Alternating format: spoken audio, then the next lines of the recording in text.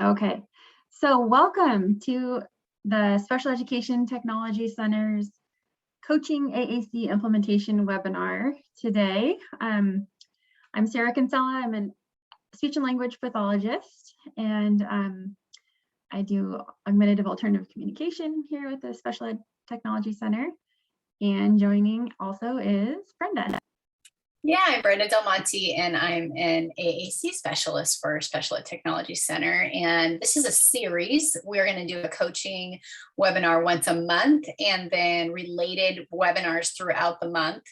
So the related webinars throughout this month are on AAC. And I was just reminding Sari that we actually got this idea from a chatter. Somebody said, I come to your webinars, I go back, I'm all hyped, I'm going to try stuff, and it falls flat. Either I can't replicate what you said, or I do, and the team is not impressed. So maybe we need to talk about coaching others. And it's really good because it makes both Sari and I think about how do we coach others? How do we successfully get buy-in and see implementation strategies used outside of our sessions? So we're excited to talk to you about what we know, but most importantly, I hope that this becomes a conversation, which is really hard in webinar format, but we're going to be using the chat a lot. I hope this is a conversation that lasts all year. I mean, actually, I hope it lasts our whole lifetime, but that I don't want to come on too strong. So I'm going to say, I hope this lasts all year, that we are here for you, that you end up feeling comfortable both in webinars and outside of webinars, emailing us, calling us, and keeping the conversation going on where are your barriers. We don't want you to hit a barrier and wait for the right webinar to come along to meet your need. We want to know where the roadblocks are for you throughout the school year. Thanks, Brenda. And that helps us learn too. Yeah.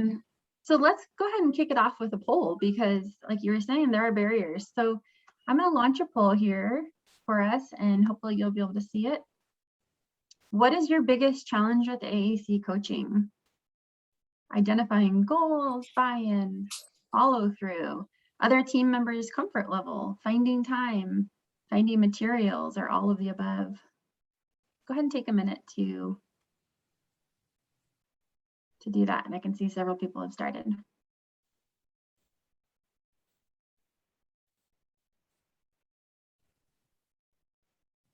I see buy-in and follow through are leading the pack.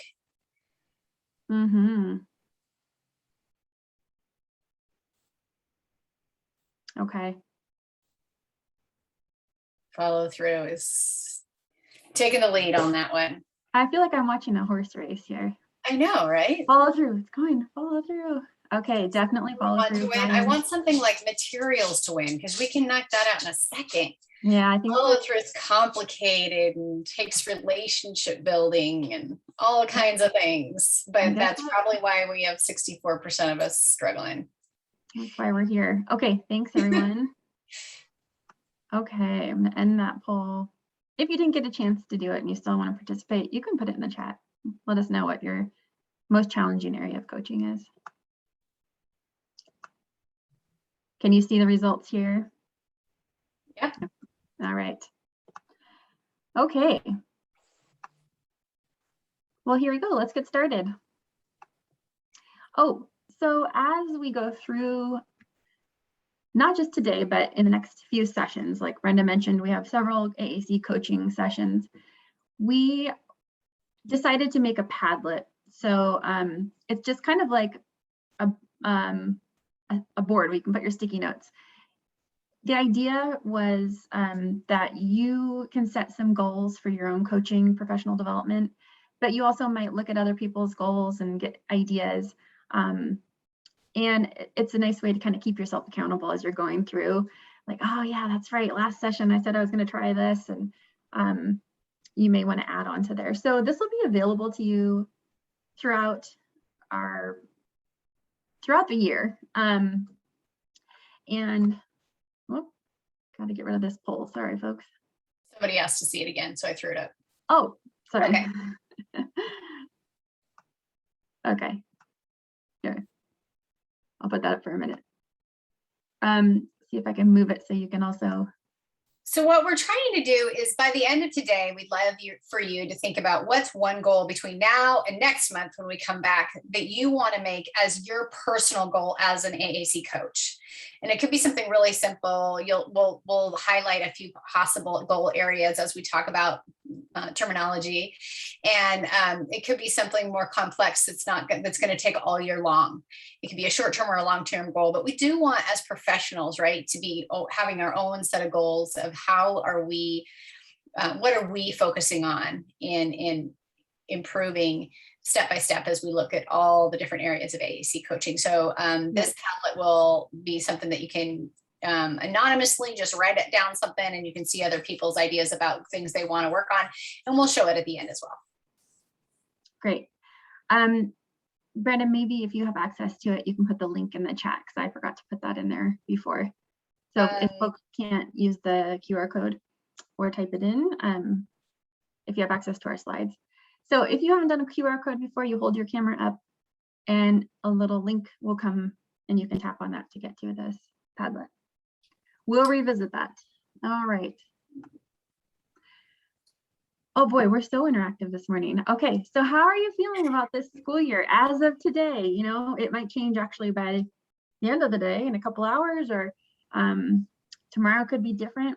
So in the chat, let us know what letter are you feeling today? I think you could decide what these mean to you, but we've got kind of sleepy, excited, maybe a range of emotions, feeling cool, calm, collected, a little questionable, unsure, or I don't know what F is, but it's intense. Ooh, there's an excited times 2. Quite a range here.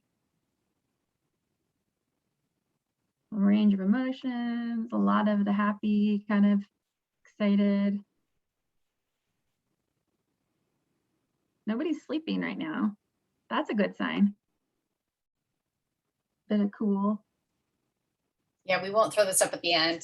Might be sleeping, but we try not to. All right, so it does look like a lot of you are excited and some of you are feeling pretty good. That D is pretty savvy about the whole thing, so I'm excited about that. Yeah, so we may be hearing from you folks. That's great. Okay.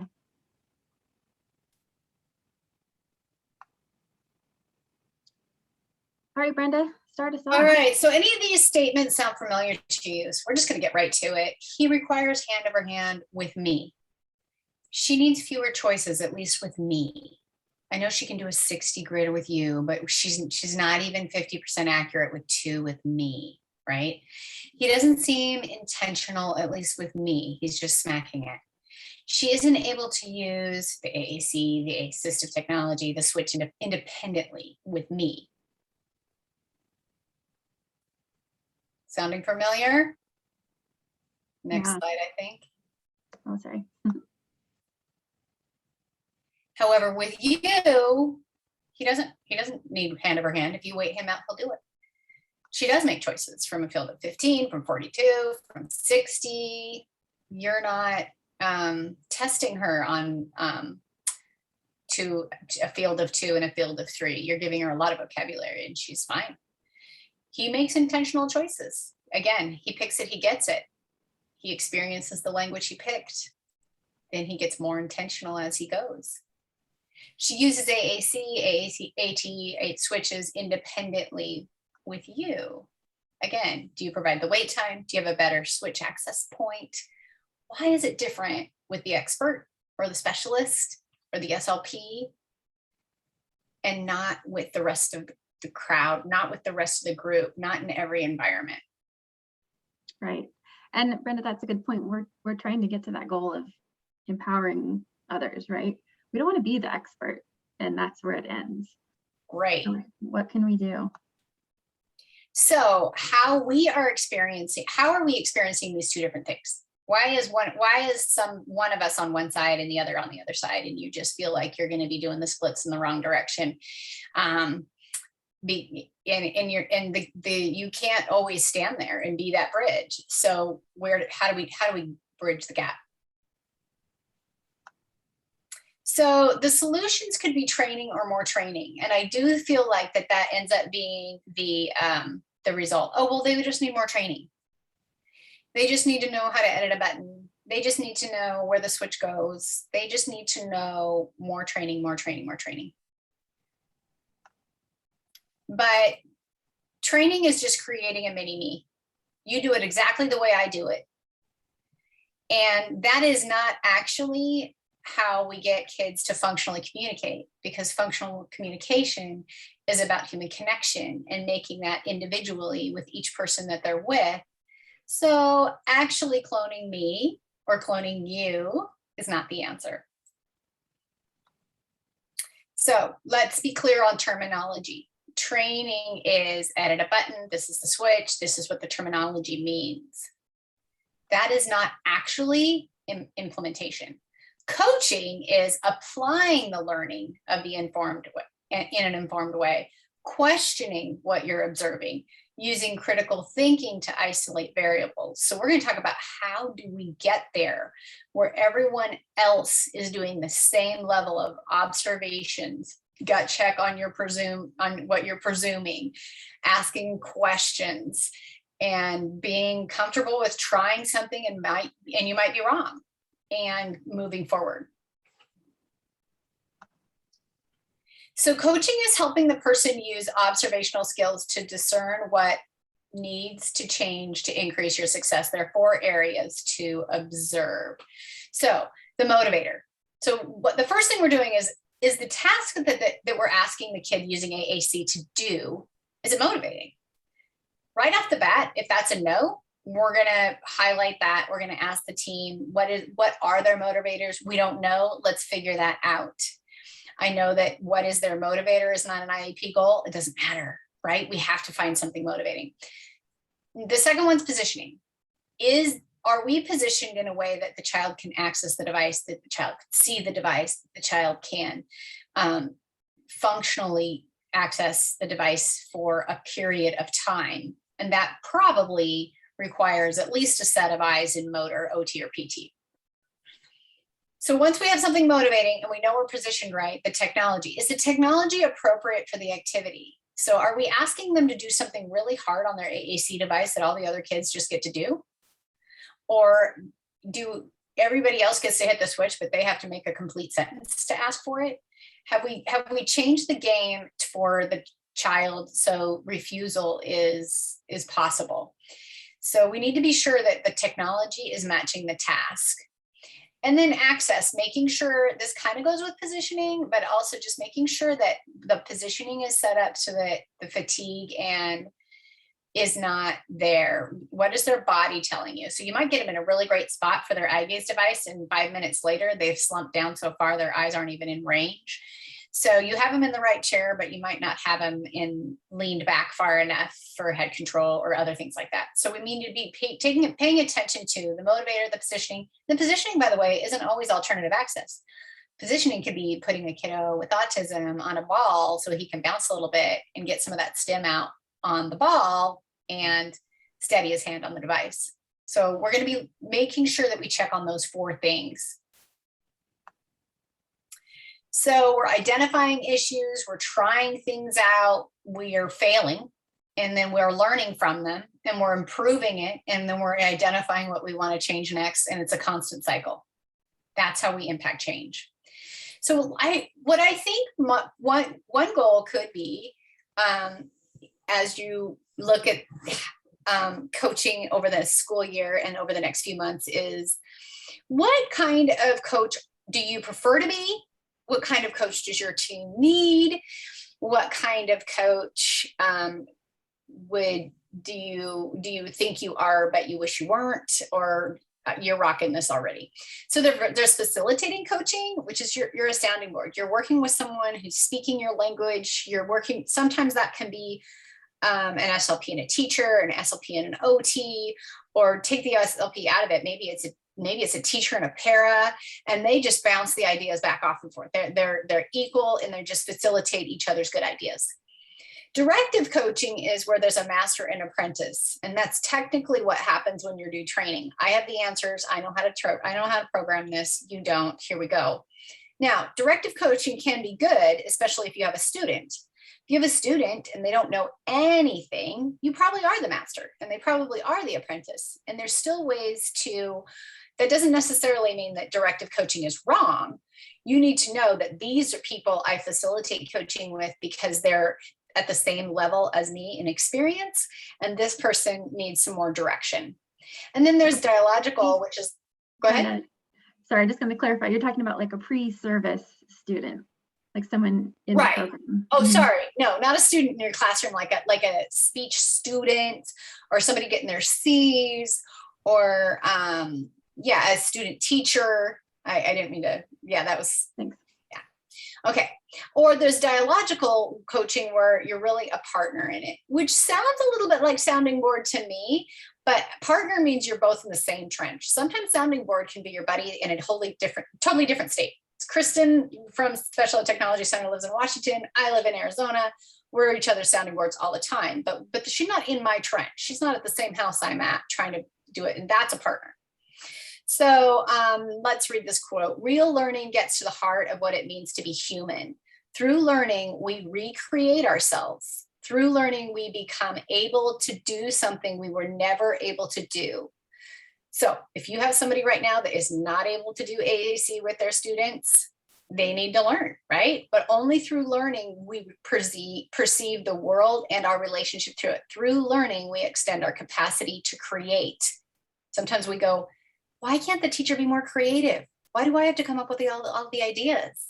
Because they're not at that level of AAC implementation yet. They haven't reached that level of comfort to allow creativity to come through, to be part of the generative process. This is within each of us, a deep hunger for this type of learning. Everybody wants to be better at their job. Everybody wants to keep learning. No one wants to go in every single day and feel like there's this kid or that device or this system highlights that I don't know what I'm doing. So we need to recognize that everybody wants to learn, but adults don't like to be wrong. Adults like to be good at things right away. And so how do we gently kind of walk through this?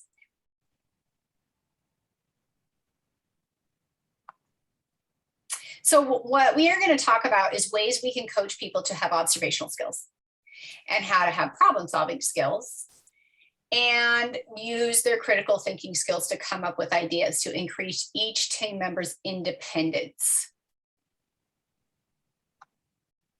So I'm going to start off with a failure because I would like to have everyone feel comfortable with your own failures. Okay.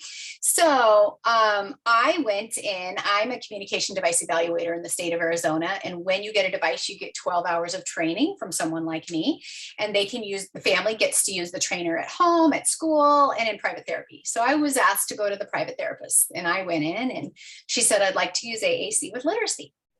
I said, great. So I sat down with the kid. I said, what book do you like? And she said, Brown Bear. So she picked out Brown Bear, and I said, okay, now, is this my favorite book? Absolutely not. If you'd had classes with me before, How Functional is Purple Cat? I don't know. But do I meant to say this now? I do not. I do not say that. So I say, sure, this is your book. This is your jam. Let's do this. So we read the book, I model the language, 2-3 pages in, he's using it, he's creating sentences, she's blown away. I say, so does this make sense? She says, oh yes, this is amazing, thank you so much. That is the end of my session because I have heard what I want to hear, which is that I'm amazing and that she gets it. 3 months later, I get a call. Hey, can you come back? I have more questions. I'm like, sure, what's going on? She says, he's kind of bored of Brown Bear. And my light bulb goes on. Oh my goodness. She was just being a mini me. For the last once a week, for the last 3 months, she has done Brown Bear. She did not get it in the way that I define get it. She understood how to use Brown Bear with AAC. I thought she understood how to use AAC with all literacy, and she was going to transfer this brand new skill that she learned 5 minutes ago on all books in her room. So I assumed a level of understanding. And even when I did the check-in, how does this sound? Do you have any questions? No, got it. You're amazing. No problem. What I didn't do is actually coach her. I trained her on how to use Brown Bear with that AAC, and it was insufficient. So then I realized I got to come at this different. The way to coach is to come back and say, let's pick another book. You go through and find the vocabulary. Then I have an opportunity to say, are we looking at nouns? Are we looking at verbs? Are we looking at core words? How do we have social comments, right? Are we looking at other areas of AAC besides bear, cat, dog, and fish? And so I'm being explicit. She may not have recognized when I was doing Brown Bear that I was also adding see and again and words that aren't just noun heavy. So I'm telling you this because I learn everything I do pretty much through failure. So I do it wrong and then I go, and now I do it right. So I'm going to be able to tell you everything I've done wrong, and you don't have to make those exact errors again. But let me guarantee you this, you have to make errors. You are going to go in with your hair on fire because you have this great coaching idea and it's going to bomb and you're going to learn so much. And I just want you to remember Brown Bear when you have fallen on your face and realized that nothing landed like you'd hoped. And actually there was just a little bit of addition to that training that would have created it a coaching instead of a training. So I have a question for our group then, Brenda. So you brought up a good point. Your question in the beginning when you first did it was, do you get it? Right? You're on the same page as me. I'm sure I had some ideas of what I might have asked instead now that you've set this up for us, right? Sure. But when you're in the moment, it's so tough. So as a group, if you take a minute to think about what are some questions that you might have said at the end of that first training that would have led to more exploration and learning. Right. What questions could you have asked regarding observations, assumptions, and critical thinking, problem solving that could have got her thinking beyond Brown Bear?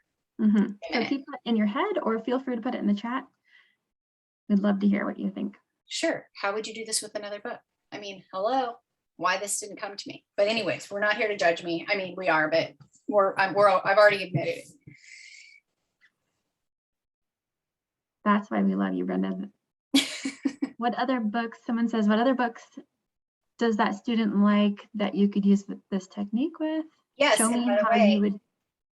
Yeah, show me how you would do this with that book. By the way, the reason why I like what other books does a student like is because when I said, what book should we do? She said, my favorite's Brown Bear, right? We don't know if it's the kid's favorite. And bless his heart, he did it for 3 months.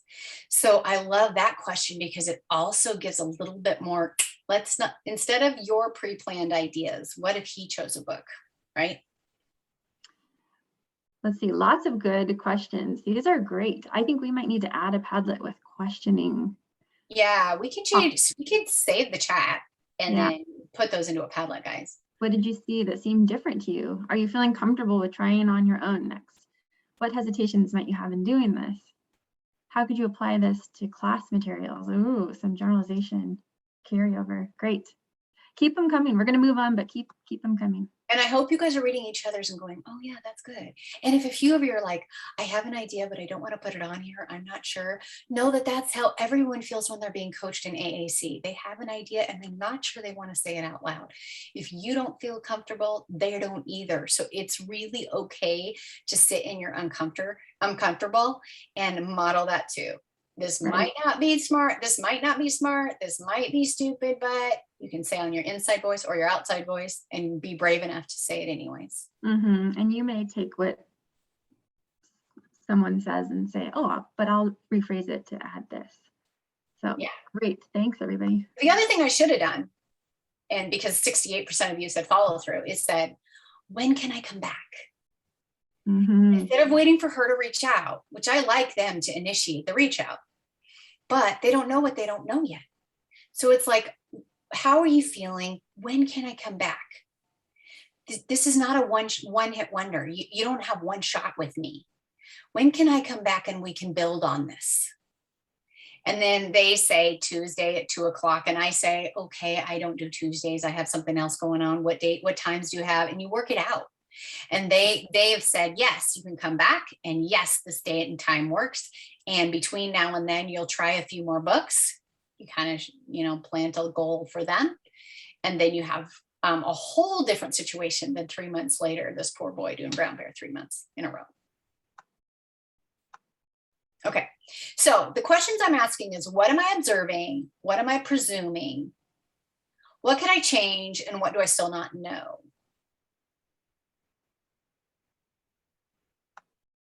So if you've taken my class before, you have seen this boy jump on a trampoline.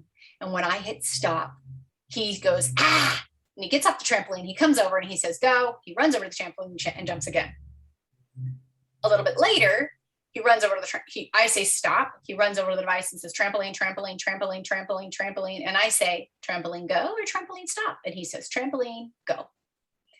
I showed that video. It's 30 seconds long, but I know most of you have seen it. And we have another longer video that I want to get to.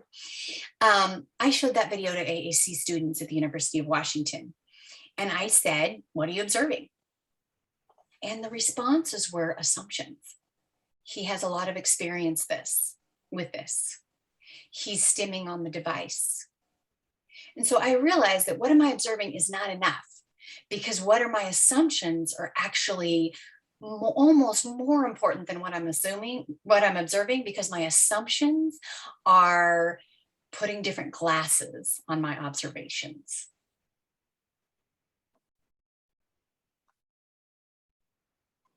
So by the way, I had said there's no wrong observation. And then they're like, oh, he has a lot of experience with the device. And the actual truth was, this is the very first time he's ever seen a device. And so was the observation wrong? No, but I asked the wrong question. Is that an assumption or is that an observation? So what am I observing? These are some observing ones. We're going to compare these things. He has a lot of experience with the device and this activity, right? That's a presumption, not an observation. Observations require some critical thinking. He's jumping. Is movement required for attention? That's an I wonder, right? He's listening to the device. I hit stop, he stopped. Does that mean modeling could be effective, even if he isn't visually attending? He's hitting the button over and over again. Trampoline, trampoline, trampoline. Is that stimming, or does he need to hear it a few times to process the language? That's critical thinking. That's the difference between assuming you know what you're looking at and giving an opportunity to question what you're looking at.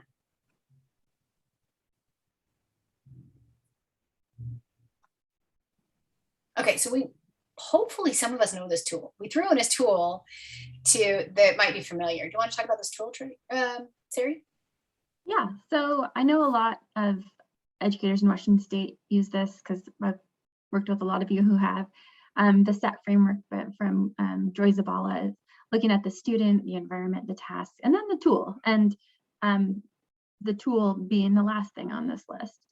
So we often use this in an IEP meeting, instead of just, yep, mark AT, we considered it, or AAC. No, let's sit down and talk about, well, where are they at? Or maybe we were looking at new AAC or new AT. How is this device really working for them? So in looking at the environment and what are those tasks, has something changed with the student?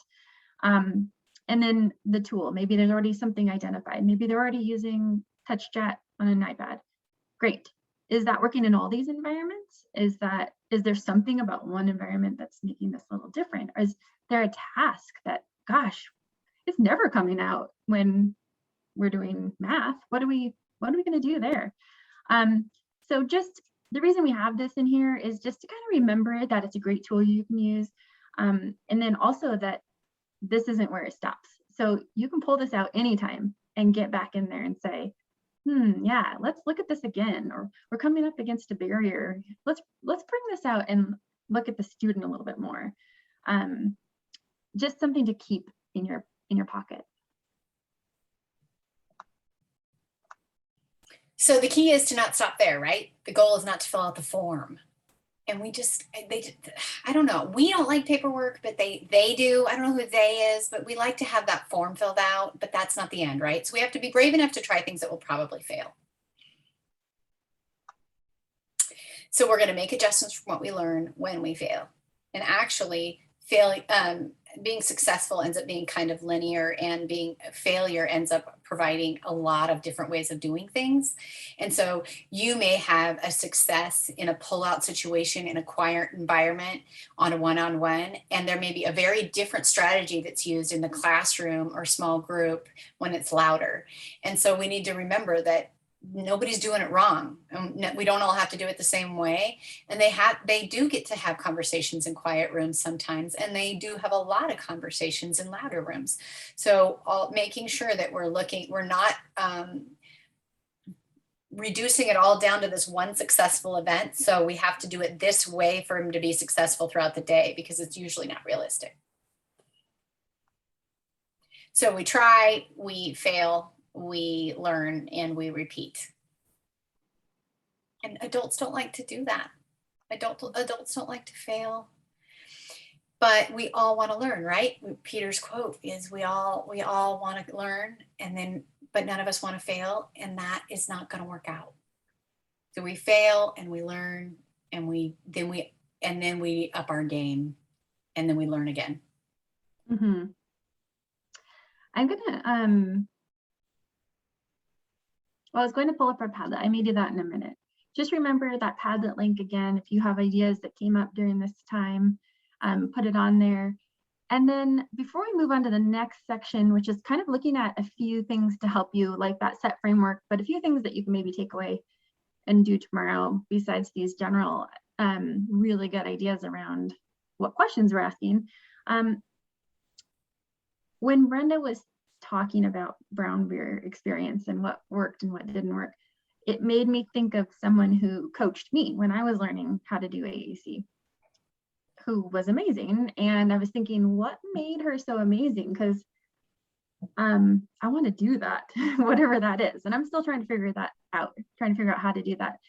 But for me, one of the things was I felt really empowered, and she asked a lot of questions that made me reflect without me feeling like I was put on the spot. And she would ask for a little advice herself, which when I think about it, probably was, she didn't really need all that advice, I think, but she was making me feel good, and it made me really think a little bit more. So take a minute to think about someone maybe who's coached you to learning AAC or implementing AAC with others, or someone that you've observed, and what are a few things that you either really took away from it that worked well, or maybe didn't. Maybe you had someone that coached you and it really didn't help that much. Just think for a minute.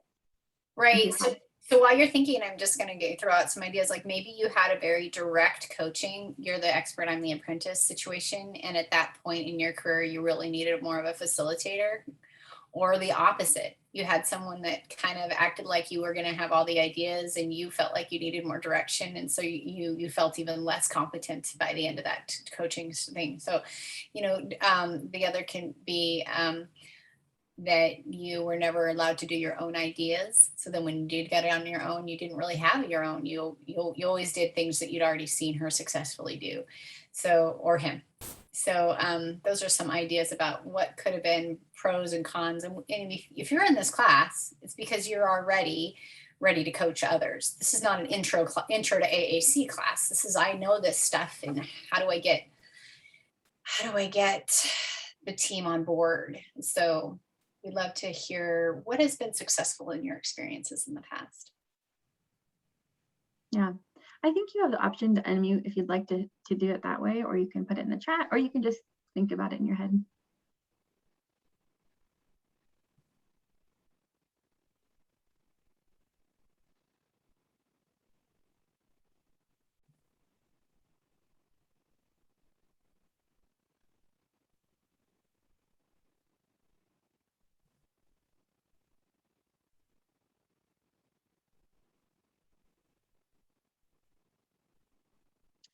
I'm going to move on, and if you have something free to shout out, let us know. We aren't afraid of wait time. Yeah. Okay, the framework you could use is, okay, go ahead, sorry. Yeah, so this is, you may have seen this before. I saw it from Practical AAC, one of our favorite websites for all things AAC with Carol Zangari. This is Tabby Jones-Wolber, I think that's how you say it, her Master Pal coaching strategies. And it's amazing because if you just need something to start right away, this is it. You'll have access to all this, by the way. You'll have our slides and the link, but I'm going to show you. So when you go to her link that I'll provide, it opens here. This is an overview of what it is. So she has all of these topics for coaching, and then approximately how long each one will take. So let's say you got your hands on, 15 minutes during the early release time your elementary school has once a month, and you're like, okay, I'm going to get into this. We're going to do this. By the way, sometimes you can use clock hours and sign up for a session that way, and then paraeducators are able to join. But you found your time, whatever it is. You can decide what you want to start with. She has the introduction, which is a great place to start. But from there, you can see kind of where you want to target. Maybe we really want to work on the accepting multiple modalities, learning to take kids where they are and how they're responding. And so there's a facilitator handout, some Google slides, and supplemental handouts for each section, and it is amazing. So when you get in there, it looks like this, and then you have this to use. She's got a whole start here section. She's got the guidelines, the Google presentations, so you can actually pop it up there. I'll just show you what it looks like real quick. Here's one, communication basics. And she's so gracious that she just says, use it and make it your own. So we really appreciate that. Let us know in the chat if you've used this before, because I'd love to hear how it's worked for you. And since I'm on this page, I will put that link in right here into the chat.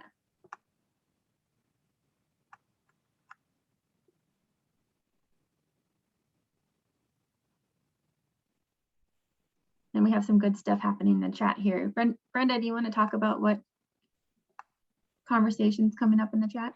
Oh, Brittany just was saying that one thing, taking the time to sit in their seat, not just saying, hey, this is how you do it, but actually asking, where are you trying to use AAC? What are you hoping to accomplish? Okay, now you sit in their seat and model for them how to do it. So instead of going and take it to your own little environment and doing your own goal or even your own task that you've mastered because you've done brown bear 1,000 times, but doing their task in their seat in that environment. So I love that. Mm-hmm. That's great. People are excited about this tool as well. So not many people, doesn't look like a lot of people have used it before, but looks like they're ready to try it. Yeah, dive in. She's made it so clear. And if you're asked to do something structured like this, why create a wheel when this is here, right? I mean, we don't have a lot of time. So this is amazing. Yeah. So thanks to Tabby for doing this and sharing. We've also made just a really simple tracking sheet for you. Not every time you go in and coach someone are you going to have documents and remember, oh yeah, we were doing XYZ and we're all going to fill this out. But a lot of times it can be helpful, and it can definitely be helpful for the person that you're working with. So there's some example goals you might be working on, a person might be working on. They can indicate that. What task is it? Maybe they're doing it during, you're gonna talk about it during their shared reading activity. And where does that happen? And what tools are they using? Maybe it's all they have is this low-tech core board during that time. But then we're also going to look at it during maybe music. Maybe music is something that music teacher is saying, you know what, I really want to start implementing using the students' devices more during my sessions. And so this person you're coaching, this SLP, maybe you're going to talk about how to use this during music. Then you may have some observations and some wonderings and then you both maybe, but have some things that you want to try next time. We will send this to you with the slides and all the goodies after this webinar and the recording today. And if you have your own coaching sheets, let us know. And if there's something that you would add, let us know. All right. Okay, do's and don'ts of coaching. So we just came up with this, myself and the occupational therapist, who often have a lot of occupational therapy students with us. And the first thing is you do ask questions that increase the observational skills, and you don't answer the questions for them. Their answers will tell you how to coach them further. So even when I said, what did you observe? And somebody says he's stimming on the device. I'm so glad you said that, because what's an alternative to this being stimming? How do we feel about stimming? How much stim should be allowed? Is that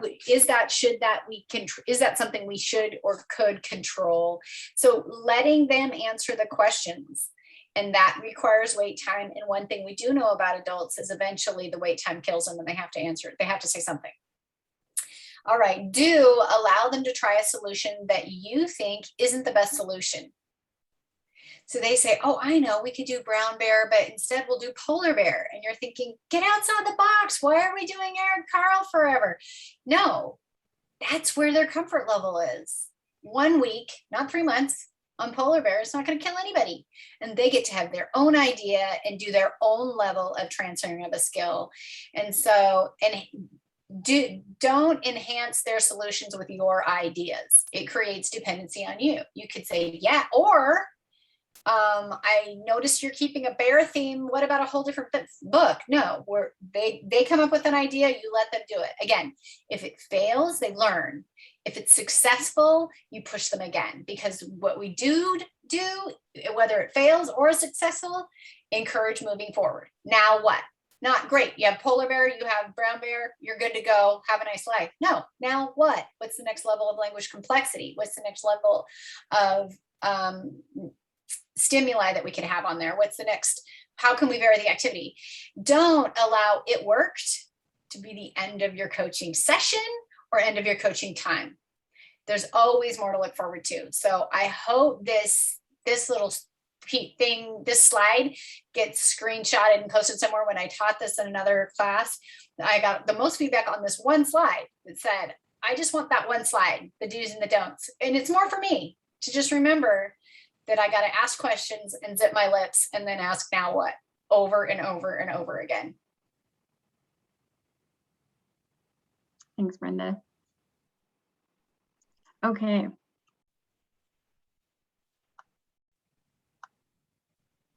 We have a few more resources, and then we're going to circle back a bit about a video. So this reminds me, Chris Bouguet has lots of great information about coaching. And this is from a webinar when he was the guest speaker, and it's definitely worth a watch. It's 30 minutes. I'm always trying to put the time on here because I know time is limited, so you can kind of pick and choose when you want to dive into something. But this reminds me that we are hosting Chris Bouguet for our Special Ed Technology Center mini conference, which I'll pull up in just a minute. And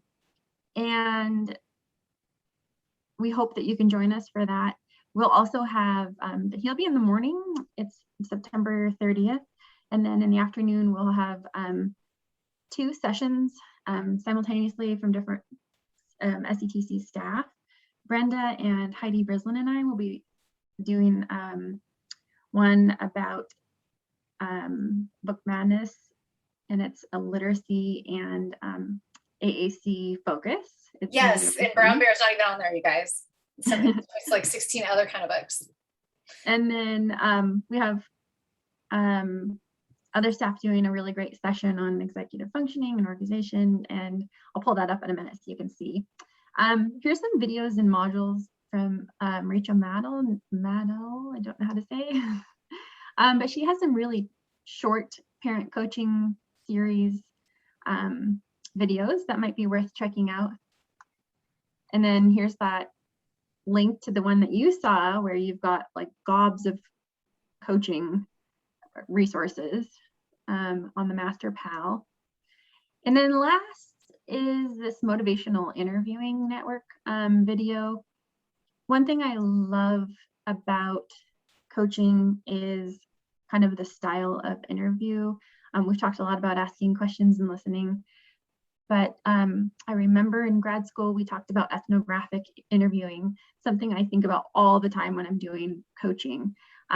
One of the examples was, you know, you're talking to a parent, and they're going to be the coach for their child, right? And you're talking to the parent and saying, what's the environment like during XYZ? And well, she says, I've got 3 other kids and one is tugging on me. You know, we have to be kind of quiet because so-and-so is working over here. And then in my mind, what I would have said before learning about this is, oh, that sounds really hard. But with ethnographic interviewing, you say something like, what is that like? Maybe it's not. Maybe they're like, I love it because then X, Y, Z. So it's a little bit like, what's next? What is that like? Tell me about that. And this video has some nice strategies kind of like that. So I thought you might like. Okay, I am going to, I'm not going to stop the share yet, but Brenda, I remembered that the video that we had originally, we were going to save because it was more literacy based for our next coaching series. Does that sound right to you? Oh, okay, yeah. Unless it's up to you. I'm up for either way. But. Is that right? Is that? I feel like the one I was thinking of wasn't that literacy based. Okay. But, well, I'm gonna pull up the Padlet, and then you can look at your the video if you want, and then we'll stop the recording either way because if we're showing the video. Okay. Let me do that real quick. We'll pull up the Padlet and hear from you all about what. Oh gosh, I can't see my screen. Ah, there we go. Okay, let's get to our Padlet here. Oops.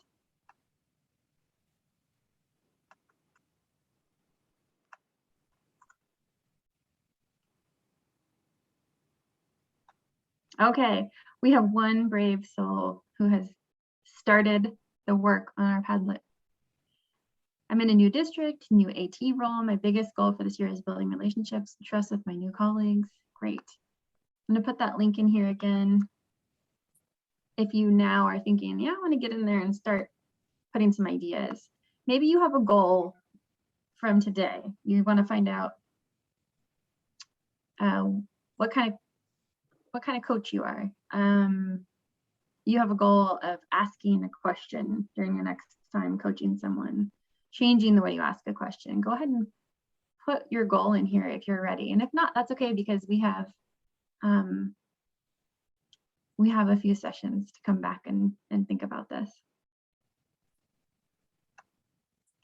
Okay, I'm going to stop the recording. Thanks, everybody.